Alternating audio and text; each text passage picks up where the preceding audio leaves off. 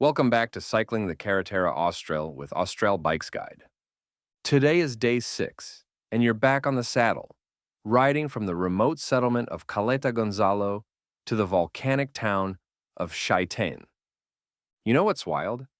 There's this 770-mile road through Patagonia where more people have climbed Mount Everest than have cycled its entire length. Today, I'm sharing my experience on one of its most dramatic sections. That's such an intriguing comparison.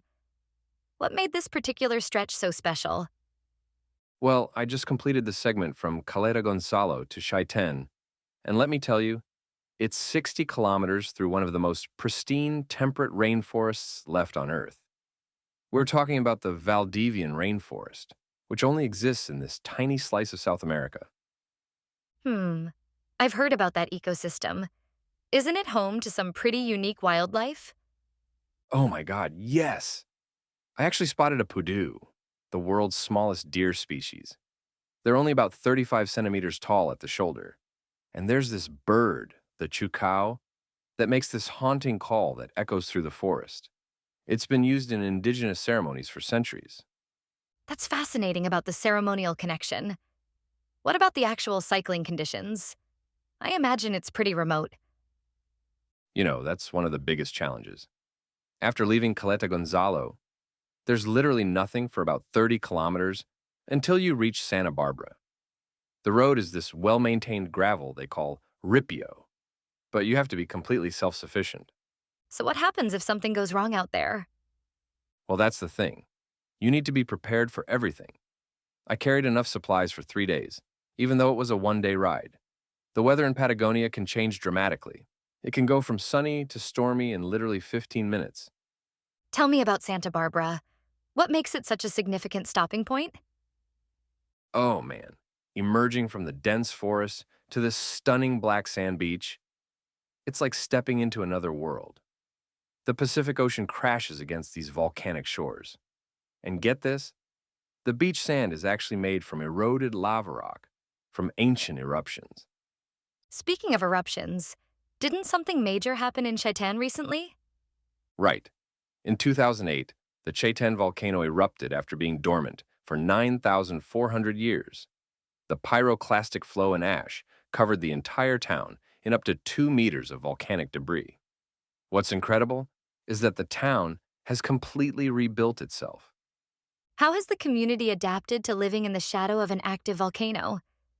You know what's fascinating? They've actually incorporated volcanic monitoring systems throughout the town.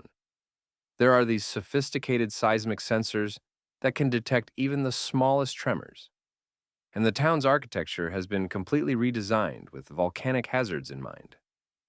That's incredible resilience. What about the Cascadas Escondidas you mentioned earlier? So these hidden waterfalls are about 15 kilometers into the ride. There's this network of 7 different falls, and the largest one drops about 20 meters into this crystal clear pool. The trail system was actually designed by Douglas Tompkins himself before he passed away. That's the North Face founder who created the national park, right? Exactly. And here's something most people don't know. Pumalin Park, which this route goes through, is part of the largest temperate rainforest conservation project in the world.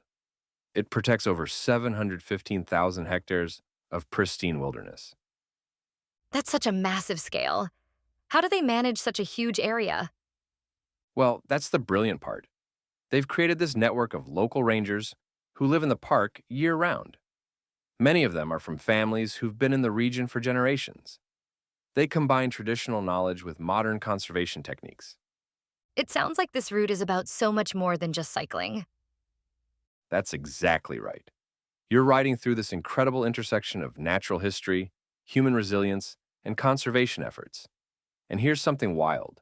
The road itself was only completed in 1988, and parts of it are still being paved today. What would you say to someone thinking about attempting this route? Well, first I'd tell them that while only about 400 people cycle the entire Carretera Austral each year, this particular section is actually quite approachable. Just remember the 3 Ps: preparation, patience, and pudu, watching. Though that last one might just be my personal addition. That's a perfect way to wrap up our journey through this fascinating stretch of Patagonia. And remember, Sometimes the most extraordinary adventures are found on the roads less traveled, especially when those roads wind through ancient rainforests and past smoking volcanoes.